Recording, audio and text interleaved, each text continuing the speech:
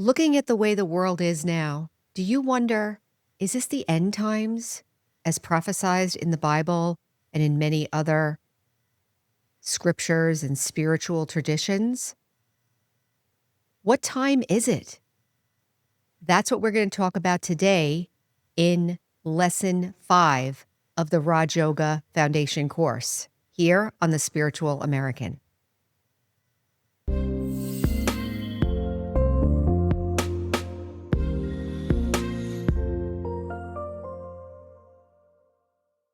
Welcome back, everyone.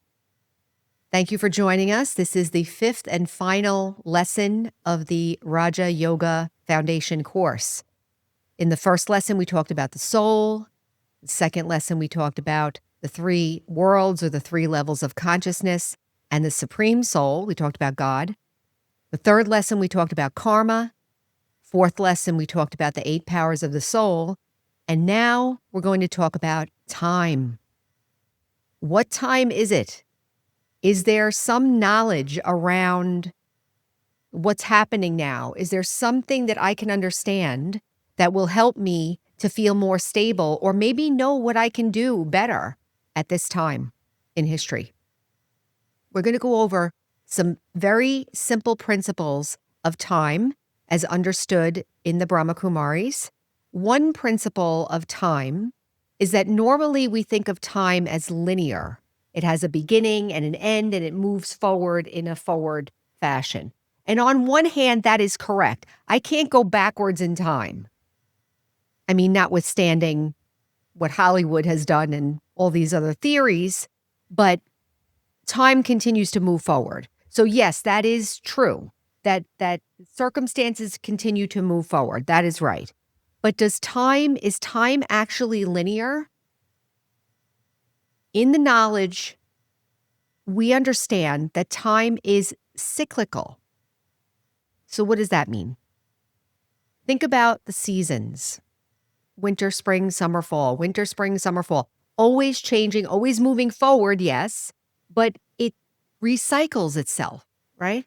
Sometimes I think about, I've used this example before, the wildflowers here in Florida. They come out in the spring and then they disappear and they're gone for 10 months. And then at the right time, they come back again. I'm like, where did they go? Where did they go? How did they know when to come back? There's something beautiful and natural about cycles in nature.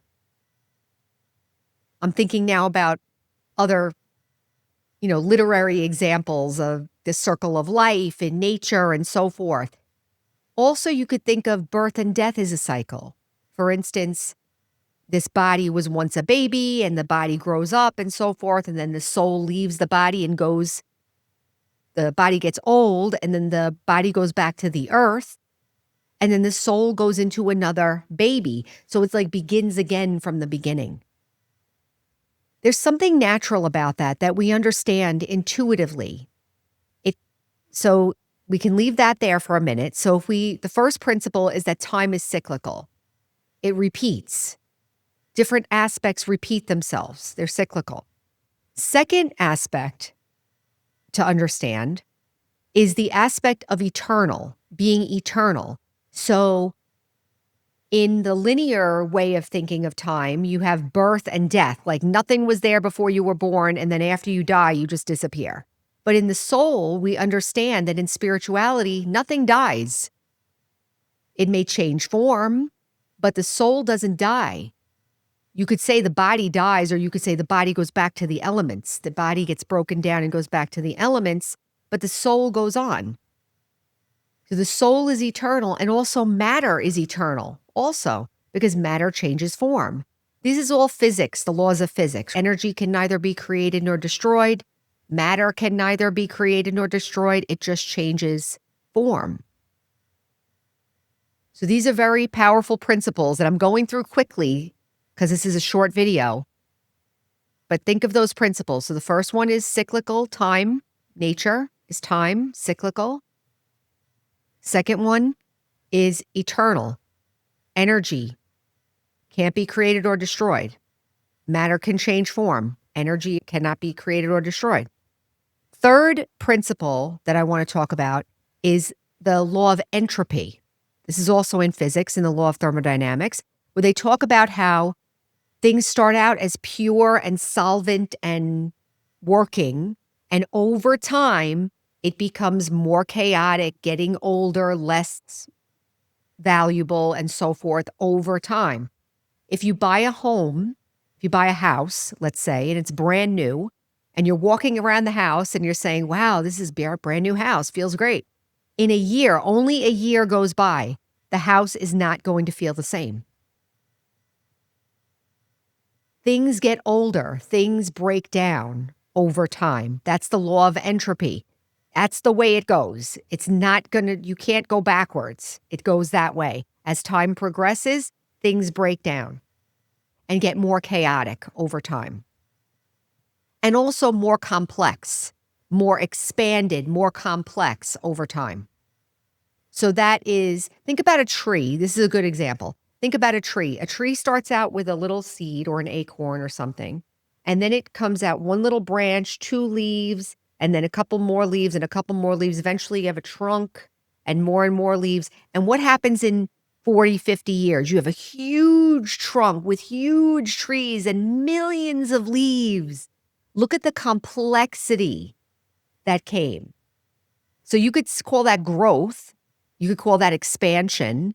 You could also call that entropy. The simplicity and the power and the purity of that beginning is not the same energy as the energy of the expanded, fully expressed version of that tree, right? So that's the law of entropy. So that definitely happens. So what about time? So let's look at this picture now. So now I'm going to put the picture up. There's the picture. If we look at these principles in terms of history, we at the Brahma Kumaris understand that time is a cycle. The cycle of history has 4 equal sections: Golden Age, Silver Age, Copper Age, and Iron Age. Each of these eras have a certain quality. So the first one is the Golden Age, and that's the beginning. You can imagine it like a heaven on earth, Eden, Atlantis, things like that, where there's technology, there's society, there's purity, like Eden would be purity and the relationship with nature, soul consciousness. All the beings there are soul conscious. This was a long time ago when the world was pure. And then over time, it got a little bit less pure, and now we're in the Silver Age. More people are coming. The population is expanding. Things are moving out into different areas, but everybody is still soul conscious. It's still very pure, still in harmony with nature, and everything's going great. We call that heaven. So the first 2 sections, the Golden and Silver Ages, we call heaven because we're soul conscious and we're in harmony with nature and with each other. At the end of the Silver Age, the entropy is still happening, so we're losing power, and something changes. There's a shift. There's a shift in the world. There's cataclysmic changes in the world and so forth, and then we lose our soul consciousness at that time. We become body conscious. Now, if you've been watching these episodes, you've been hearing, I'm a soul, my nature is peace, versus like I'm Anne and I have to defend my rights and I have to, like that ego kind of body consciousness. In the beginning of the Copper Age is when body consciousness began. We kind of lost our connection with nature to some degree. We lost our soul consciousness and we started expanding in a new way. Philosophy, math, science, all the civilizations, the great civilizations were created at that time. That's when the religions came on the scene. So we have the Abrahamic religions, we have Christianity, Buddhism, and of course, Muslim. Muhammad came, and Islam in that sense.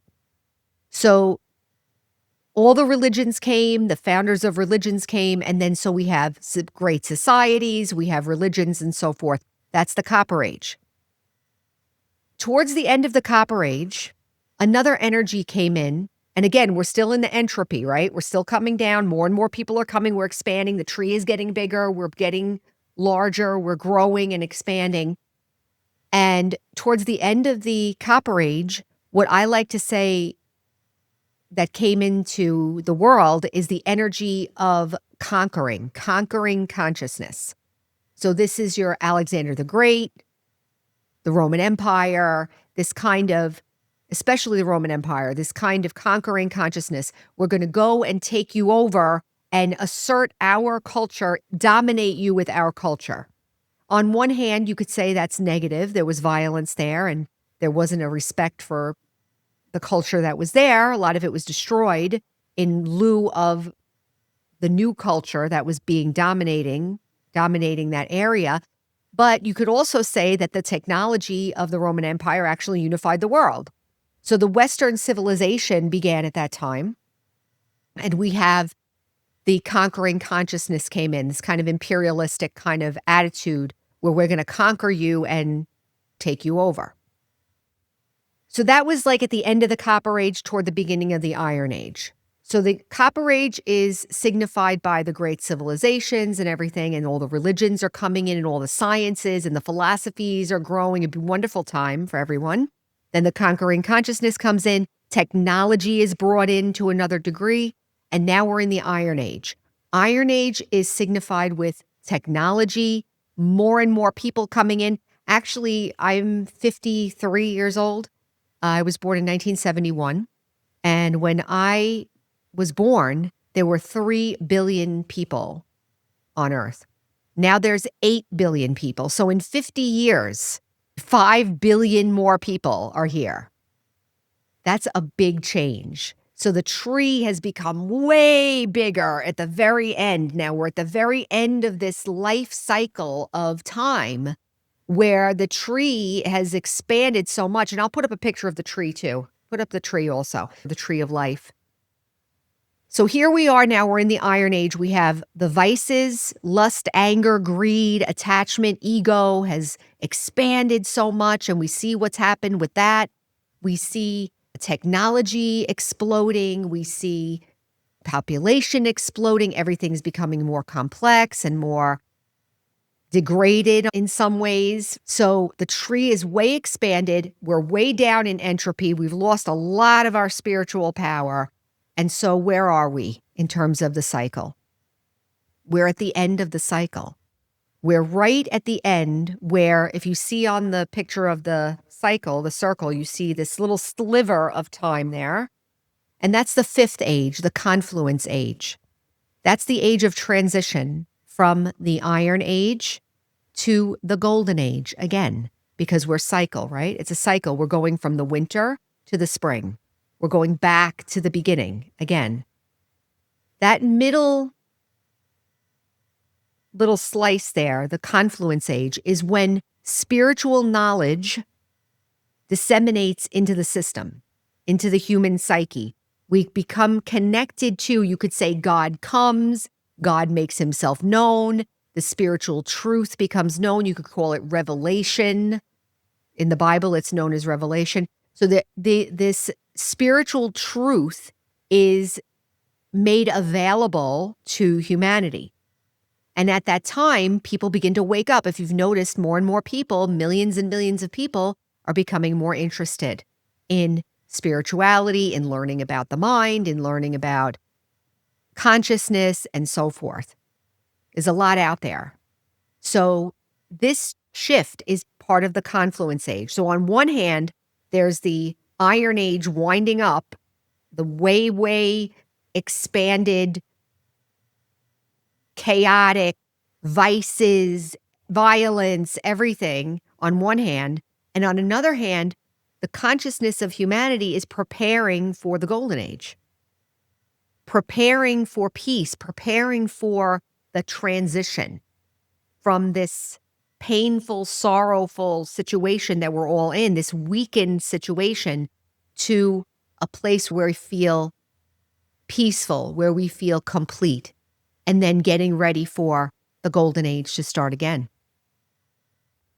In the Bible, they talk about salvation, they talk about rapture, they talk about all different There's many, many different accounts or different ways of describing this phenomenon that I'm talking about now that we call the confluence age. It is the return of the purity or the return of the energy of the souls.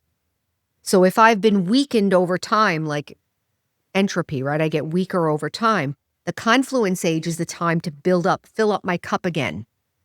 And what does that mean for each of us? Does that mean that you all have to become Brahma Kumaris? No. Does that mean that you all have to become any religion, one or the other? No. It means that now is the time for each of us to start to reflect. It's an opportunity, let's say, for each of us to start to reflect on spiritual truth. And maybe we've noticed by now that all the things that we've been paying attention to in the world are not stable. Maybe that we've been depending on are not stable. Whether it's money or politics or religion or family or whatever, relationships, none of it's really stable. Maybe I'm not getting the full answers for myself. I'm talking to those of you out there who feel that way. Some of you may feel perfectly content, and that's fine. But this time, this confluence age is the time for all souls to, I want to say, put your house in order. Get your house in order, let's say, and get ready for that transition. Now, I'm not going to tell you what that transition is going to look like. We've all heard the end times accounts, natural calamities, breakdown of institutions. We're seeing that already. But in terms of spirituality, this is a unique time to be able to study, to be able to contemplate what consciousness is all about. I am the soul. I understand what time it is. And then the final opportunity for the confluence age is service. And I can't underline this enough.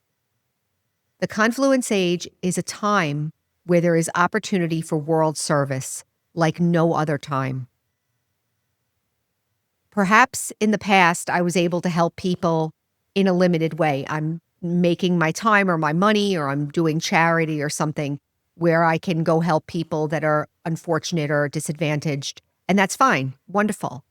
Now, with the confluence age, if I understand what time it is, if I understand this knowledge that I've been listening to over these episodes, if I'm starting to understand it and something resonates like, yes, this, I want to be a part of this, then service is the other aspect to consider.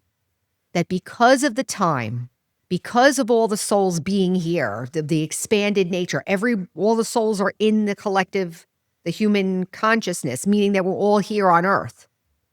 We all have bodies, we're all here, we're all in that kind of shared consciousness.